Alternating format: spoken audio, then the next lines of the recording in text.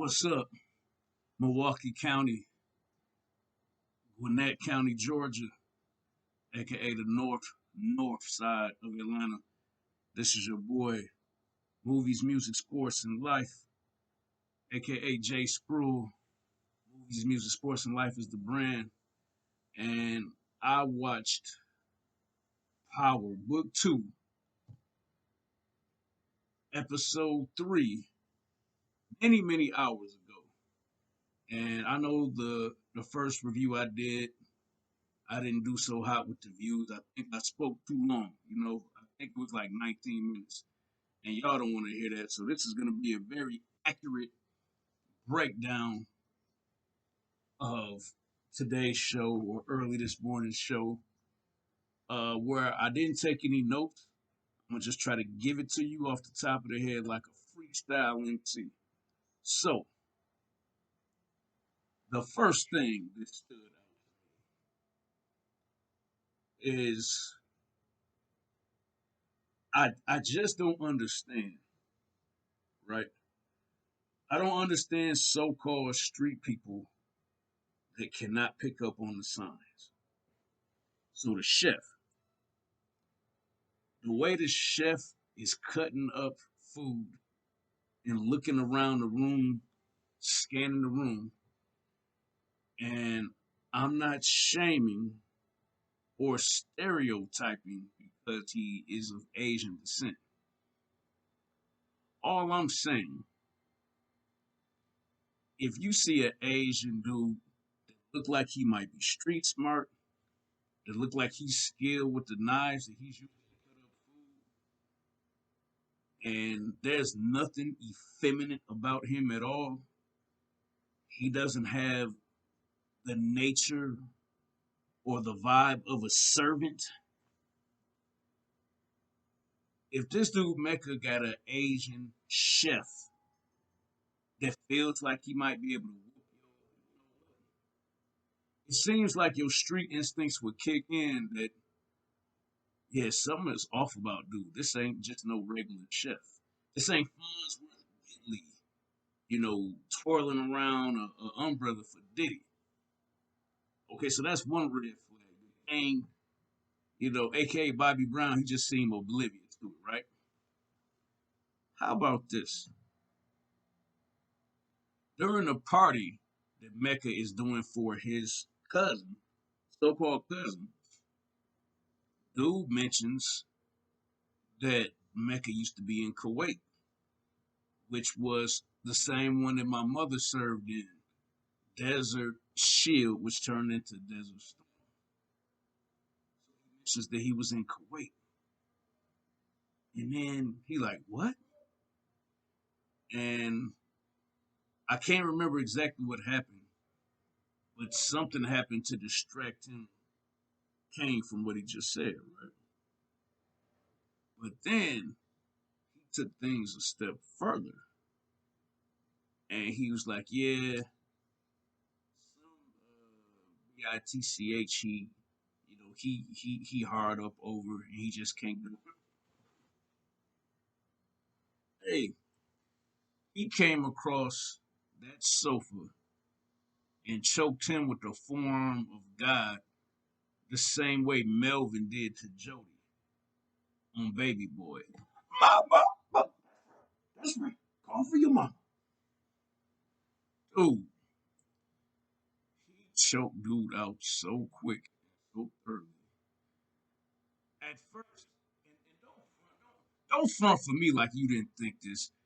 Somebody else watching this video thought that he killed that man too. Don't try to act so cool like, oh, I know he just put him like in a sleeper hold. Don't do that. The very first time you watched that, just like me, you thought he killed that dude. You thought he killed his cousin at his own birthday. And once again, Kane just seems oblivious. Like Kane just seems like it just don't seem like it registered with me. So, what other observations did I take away from this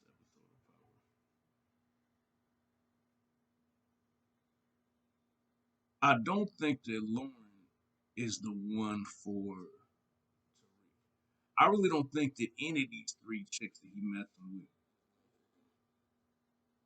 I don't think Effie really care about him like that. You know, Effie, are you his girl? Whatever. Where's my money? No, that's what she on. Like she could. I think I said it in one of my previous reviews. She could take Tyreek or leave him. She don't care.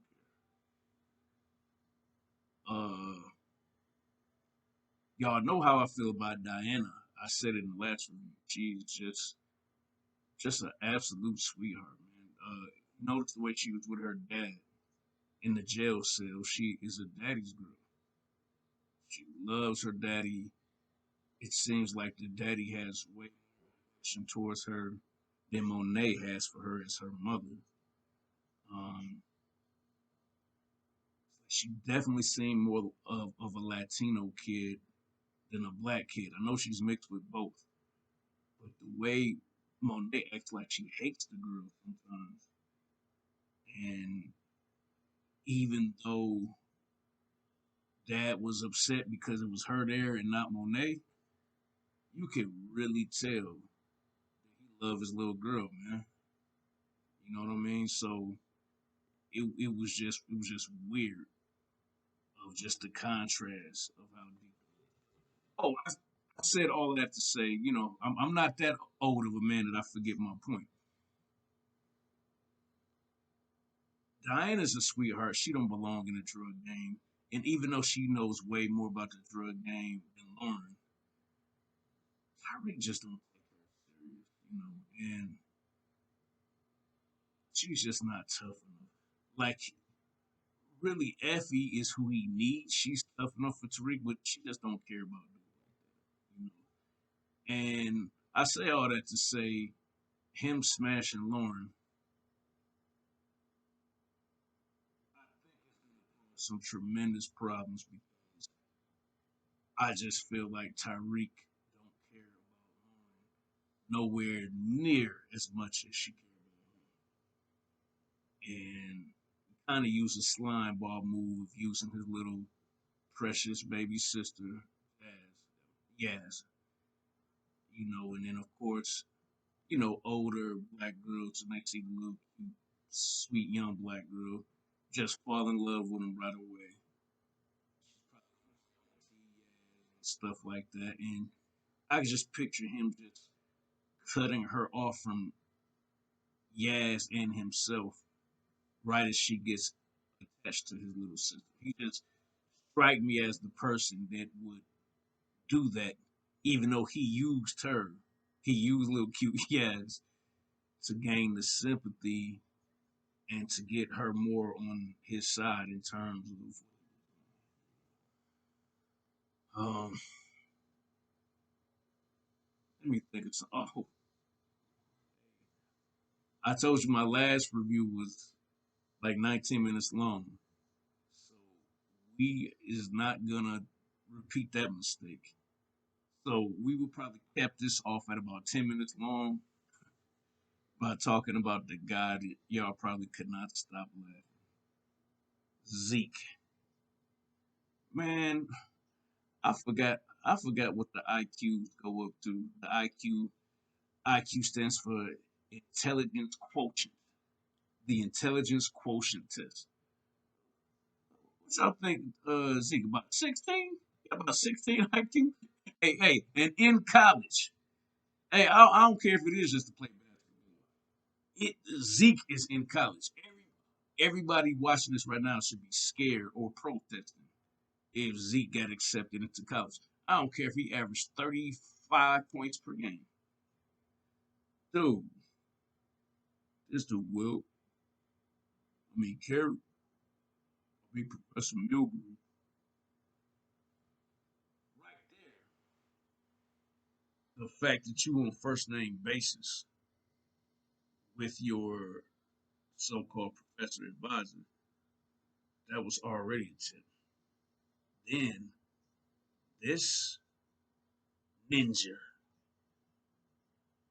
did not put his phone on silent, did not turn his phone off. got her name. He just said Carrie. Now her name, she blowing the phone up because she needs to speak to him. And the officer like, you gonna get that? Then I can't really call this um I really just can't call this just ignorance. But they say when two fools are arguing from a distance, you can't tell who's who. So Zeke already's looking dumb to this investigator. And then he pulls out the police benevolence association card. And that is a real card. She said the PBA card. And Monet, aka Mary J. Blige, this is on her too. But like I said, with Zeke already being so intellectually deficient, him pulling out that card and not knowing that that officer is dead slash missing. Bruh, now you almost seem like a suspect in his death. You seem like you got a motive for killing Jabari. You may have a link to a police officer's death in some type of way, and you just declare for the draft. Bruh, it's it's a lot lighter and lesser issues that cats have not gotten drafted in the NBA than two bodies being associated with you. He's like, man, you don't never look out for me. Auntie, you don't never look out for me. This is my life. I'm sorry, baby. Yeah, she called him baby because he got about the IQ of a baby. And Monet don't really care like that. I really think she would put a bullet in him if it was not for the fact that he could be a meal ticket, by being in the NBA. I think he would be the type of liability that she would. Um, I'm gonna just stop it there.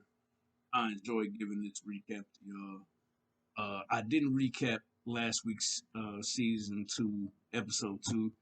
Episode 2 just wasn't that good to me, but this one was a lot better. Um, and I am very interested to see where things go with Mecca after cousin almost blew his cover and he had to choke slam his cousin out.